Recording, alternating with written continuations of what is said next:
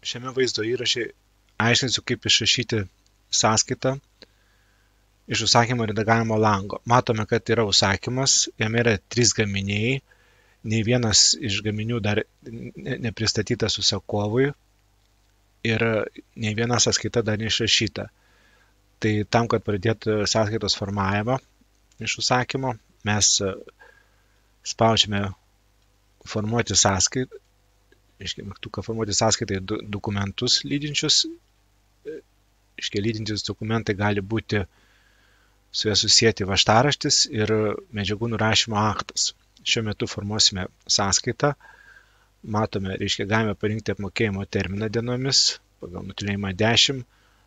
Reikia parinkti sąskaitos numerį, nes jisai yra, kiekvienas iki keičiasi ir čia tik tai yra vadinama nurodyta maždaug pavyzdys. Ir jeigu į sąskaitą įtraukiam pristatymo kainą, nurodom pristatymo kainą, jinai bus įtraukta pirmąją eilutę. Taip pat įtraukiam gaminius. Matome, kad kol kas 0 liko pristatyti, kiek užsakyta, pristatyta nėra, liko pristatyti tiek pat, kiek užsakyta. Galime pirmą sykį išrašyti, pavyzdžiui, tik tai vieną gaminį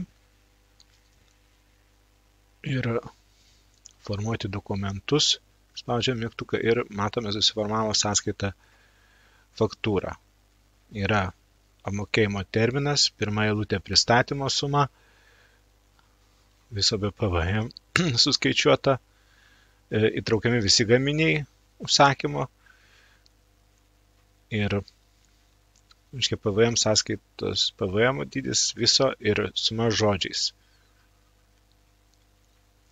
Taip pat, kas galima papildyti, kas išrašė, kas gavo. Ir tą sąskaitą galima įsikelti į savo kompiuterį, spustelint šitą mygtuką.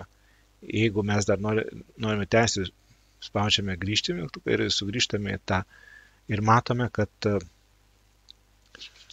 jeigu mes grįšime į užsakymą, dar čia vienas niuansas yra, jeigu sekantį užsakymą formuosime, turi būti tiems gaminiams, kurių neįtrausime sąskaitą, turi būtinai būti 0.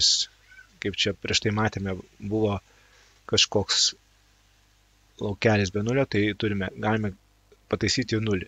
Grįžtame į laukelį, matome, kad šitas gaminys jau būsena užbaigtas, jis pristatytas ir kiti yra vykdomi. Ir išrašytų sąskaitų skaičius 1.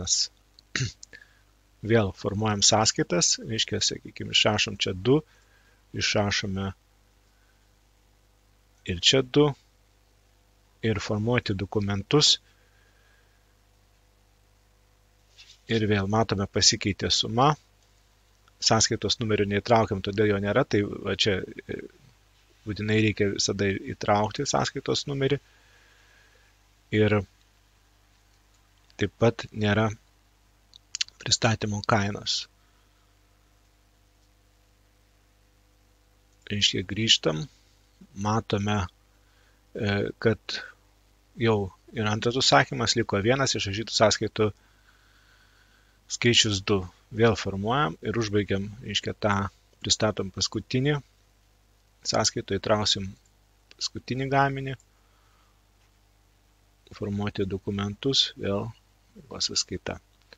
Grįžtam, matome, jeigu įsakymą grįšim, užsakymo pasikeitė būsena į užbaigtą ir visi gaminiai irgi taip pat būsenos užbaigta, o išrašėm sąskaitas 3 sąskaitas.